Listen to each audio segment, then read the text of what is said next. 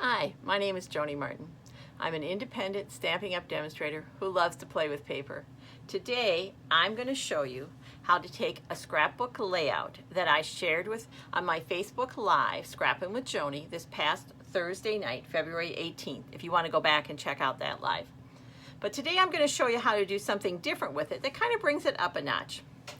As you watch my video, I'll be sharing tips to make your paper crafting easier and your projects look great. Let's talk a second about this layout. In this layout, I use the paper pack called Paper Blooms. That's one of your freebies in the Celebration catalog, and the Celebration freebies go until the end of February. So if you're interested in this paper pack, get a hold of your Stampin' Up! Demonstrator to see how you can get this paper pack free. And if you don't have a Stampin' Up! Demonstrator, I'd be happy to help you with that. This is the page that was kind of the inspiration for this. I love the bold print. I like the contrast of the navy with the other colors. So I look for a way to use such a large print in a scrapbook layout. And this is what I did. I used one piece and I cut it. This is 7 inches and this is 5 inches. And when you're using a large print like that and you want to break it up, think of how you can cut it so you just need one piece of paper. So you're really just thinking of all the ways you can divide 12. 5 plus 7 equals 12. Then I took the second piece of paper that's in the pack and fussy cut all the flowers you see here. And let me show you, that's what I did for this one. And they're cute, they worked great. But I wanted to do something a little bit better, different, I don't know, better. So I grabbed the Pierced Blooms dies. If you haven't seen these yet in our January to June mini, take a minute and check them out. So much you can do with them. So look at all the pieces, and I have some of the pieces out. There's even more that comes in here. But it coordinates with this paper pack. So instead of fussy cutting, which I like to do, I can take a die and it will not only cut out my flower for me, it will add some interest by running. It has like little stitching lines through the petals. Just gives it a whole new look. So let me give you a couple tips on how to do that if you're going to use Paper Blooms. Here's a piece of my paper. And really the only trick to make sure you get an even edge of print or solid around there is take a second and just kind of play with this until you get it, there we go, until you get it so you see just pink all the way around. It doesn't take that long. There we go. So I can just see that's petal pink all the way around. And this has the leaf also. And what happens with that, it will die cut the flower. Then I die cut the leaf separate and I just attached it on the back. And to do that, you could use any adhesive. I'm going to grab just a touch of tear and tape because it's quick and easy. Just like so. Flower and leaf are back together and they both now have this lovely little stitch detail. Let's put our scrapbook layout together, and as we go, I'll share some more tips about as you're building your scrapbook layout. My base is Old Olive. I pulled one of the colors from there. The good thing about a paper that has so many different colors in it, you can use whatever colors you have. This is my 7-inch piece. Oh, there we go. I'm just looking for all the pieces, guys. All right. And we're going to go from there. So I'm going to first attach this to the edge. You don't need a lot of adhesive. Your page protector, your pictures, all those help hold your pieces in place. I'm going to add just a touch of, I'm using my favorite. We call it the green glue, but it's liquid Tombow glue. You can find it on page 162 of our Stampin' Up! Annual catalog. It's my favorite adhesive. One of the things I like about it, it's very strong, but for scrapbooking, and when I'm doing kind of trying to line up these whole pages here, it gives me a moment's grace to kind of move things around. And this is going to be the top of my page, but I just do better gluing if I have it closer to me. So there's that piece. Then this is one of the other papers in the catalog. Cute print on the back of here too. This paper has a lot of large floral prints, and the fun with that is you could take the design I'm showing you and do it with any of the floral prints in here. Just change up the background paper and what you're using. When you're using a large floral print, it's helpful to transition to your solid color with a smaller print, kind of a coordinating. And this was a good way to transition, so there isn't, for me, that felt like quite a bit of contrast. So I'm going to attach this one here. And again, I don't need a lot, super strong glue, and I have all those other things helping me keep things in place. You don't want to get a glob though. See how I just kind of move that glob out of the way? And now I'm lining this up so it's flat against that other piece and flat against the outside. And then when I got to here, oh, look at this, guys. See, I didn't do so great, but this is the good thing about liquid glue. You do have a moment's grace. So let's try that again. There we go. That's better. Now, if I had done that and didn't catch it in time, that's where one of my pictures would have gone. So I can cover up that. That's one of the things that scrapbooking offers that card making doesn't. It's so much easier to cover up our boo-boos.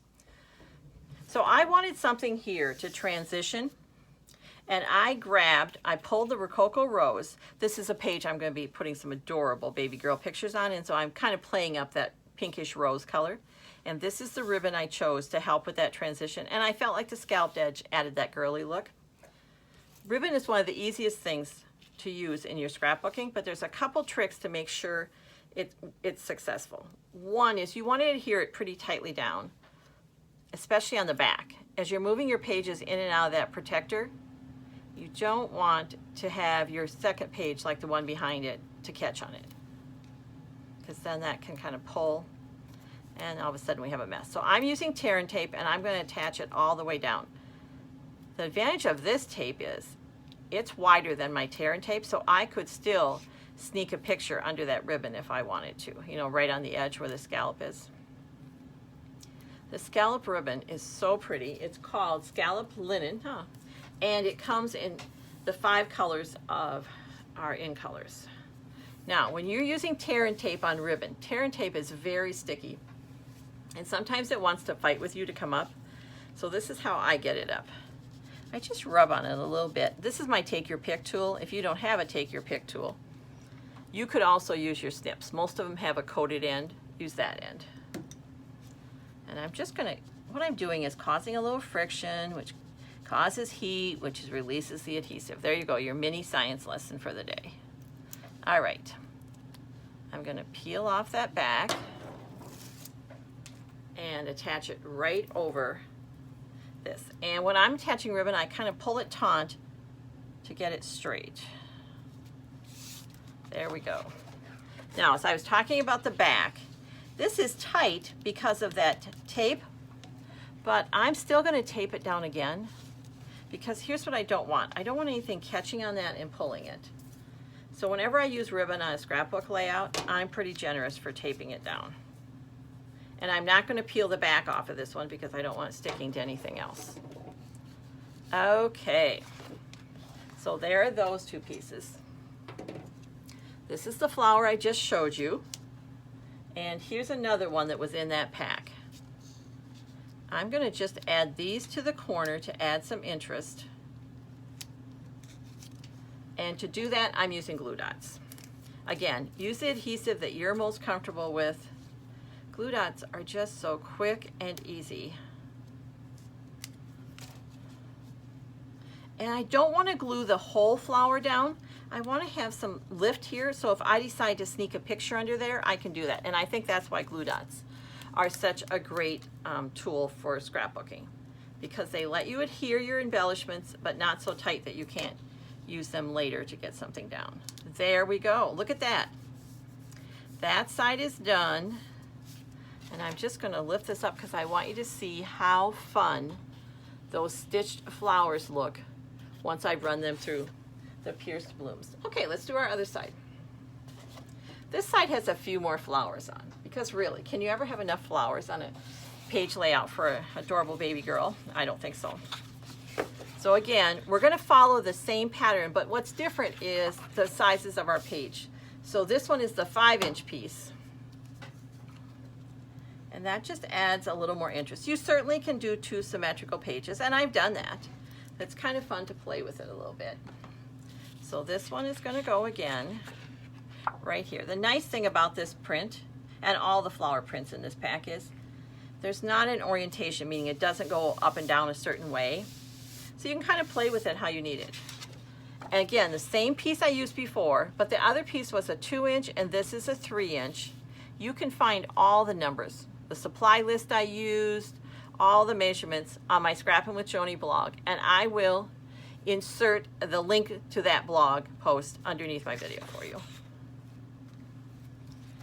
As I said, you can also go to my Facebook Live to watch my Facebook Live. Go to Scrapping with Joni Facebook. All kinds. Every Thursday, I do a live. The third Thursday, if you're a scrapbook lover, I do scrapbook ones. And on the one I did where I showed this one, I shared a couple tips on fussy cutting and a quick and easy way to mat your photos without measuring. So that might be, you might want to go back and check out that live. All right, so we have this. And again, we're going to add that tape right along the edge. And just like before, I'm going to give it a little help to get that up. There. I love scrapbooking. The pictures I'm scrapbooking here are a little adorable.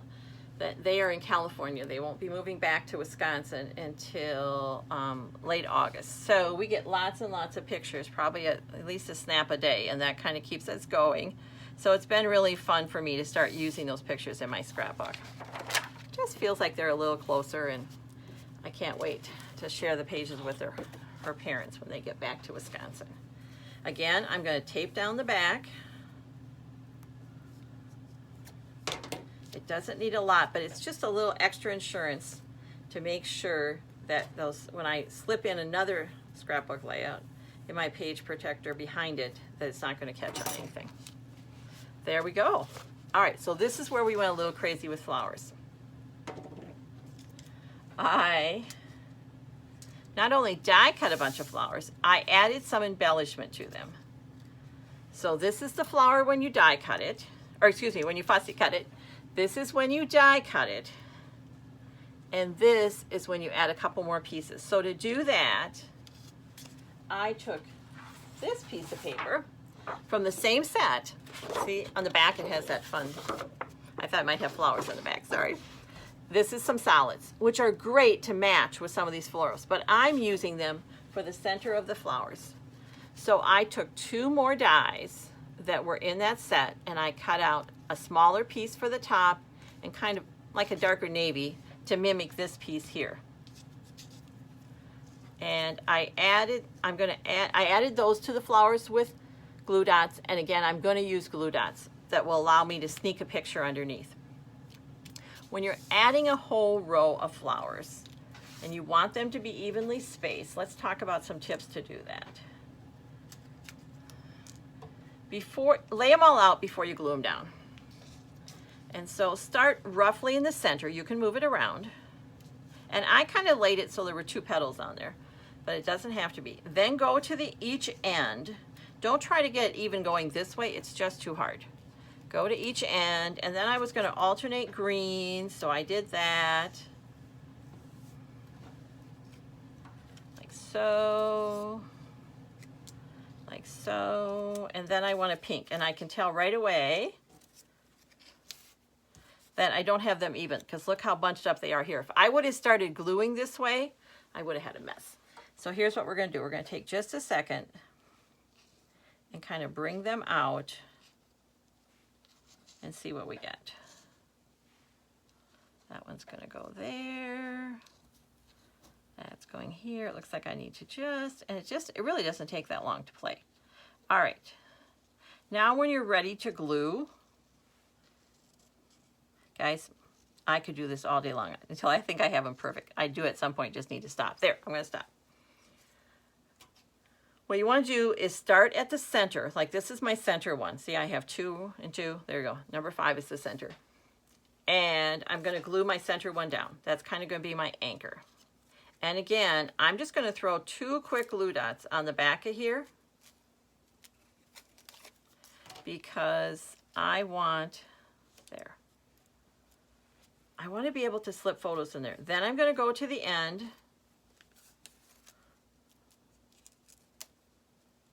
and glue dot there. And the other end. It really doesn't take that long to do, especially if you can just stop and prep all these flowers ahead of time, which again did not take that long. But they add some nice interest. And then I'm going to go to the center. And by continuing to move back to the center, I'm kind of lining things up like so. And what I'm doing is I'm gluing all my pink ones first. And for my glue dots, I'm taking my paper to the glue dots. Whenever you can do that, it's going to work a little better. And that's going there. All right, so all I have left now are the greens, and I just have to line them up between these two as opposed to lining them up on the whole row. Now, will they be absolutely exact? No. But they would have been closer than if I would have started gluing at the top. I'm just noticing how much ink I have in my fingers, and we're not even using ink for this project, but I've been busy stamping this morning, and that's what's showing up on my hands. I think that's just a sign of how productive we've been when you have lots of inky fingers. There we go. We're almost there. I make a lot of cards. I love card making. That's primarily what my classes are. But I started out as a scrapbooker. It's really what got me into loving paper crafting. And I still very much enjoy scrapbooking. I don't keep as current as I would like, but you know what? That's one of the things I like about scrapbooking. There's not a timeline. It doesn't mean that if by the end of the year, calendar year, I have to have all my pages done for that year. I don't. I tend to have multiple pages going, and I work on the pages that interest me. I think I do a better job that way. All right, check that out. So we have both pages done. I'm just moving a little bit because I want to show you a couple other things. So, and again, I'm going to bring this close to try to show you. You really can tell the difference with the stitching effect and then just adding that extra little layer. Let's compare that to before.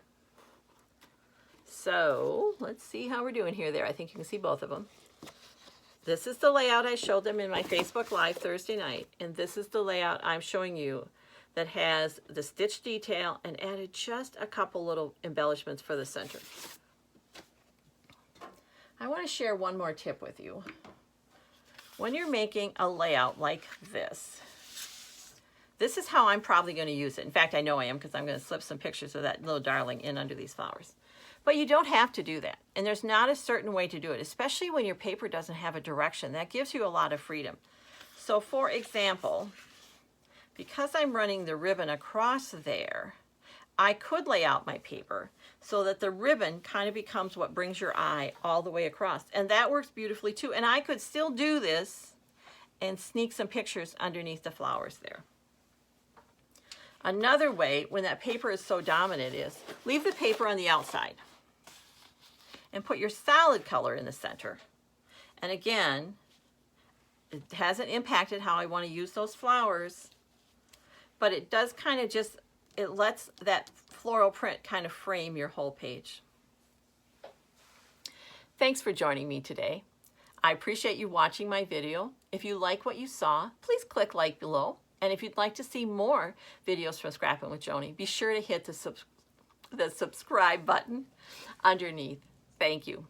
If you're looking for new paper crafting ideas, make sure you're signed up for my email.